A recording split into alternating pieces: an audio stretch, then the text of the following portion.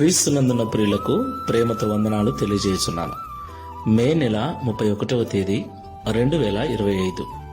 ఈరోజు దేవుడు మనకు చేస్తున్న వాగ్దానం ఏమిటనగా, కీర్తనల గ్రంథము 34వ కీర్తన 4వ చరణం.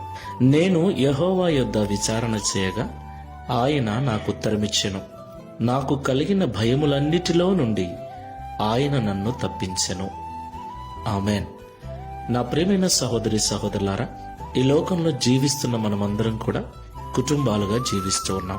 కుటుంబ క్షేమం కొరకు, కుటుంబ పోషణ కొరకు ప్రతి దినం ఉదయం లేచింది మొదలు రాత్రి పడుకునేంత వరకు అనేక చోట్లకు వెళుతూ ఉంటాం.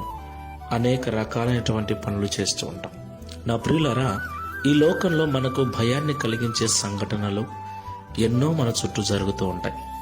మన జీవితంలో కూడా జరుగుతూ ఉంటాయి. అలాంటి సంఘటనలో మన కళ్ళతో చూసినప్పుడు మనకు ఏమవుతుందోనని, మన కుటుంబానికి ఏమవుతుందోనన్న భయము ప్రతి ఒక్కరిలో కూడా ఉంటుంది.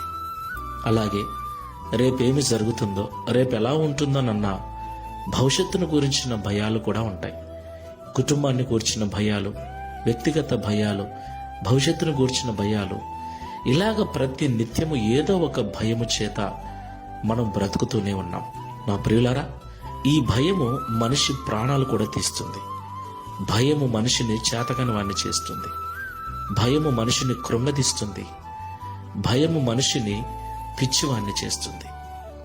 అయితే ఈ భయాలన్నిటిలో నుండి దేవుడు మనల్ని విడిపించడానికి సమర్థుడు, శక్తివంతుడై ఉన్నాడు. ఆయన మనల్ని భయం నుండి విడిపించాలి అంటే మనం ఆయనకు మొరపెట్టాలి. ఆయన యొద్ద విచారణ చేయాలి. ఆయన చెప్పే మాటల ప్రకారంగా మన నిర్ణయాలు ఉండాలి. ఆయన చెప్పే Download ShareChat.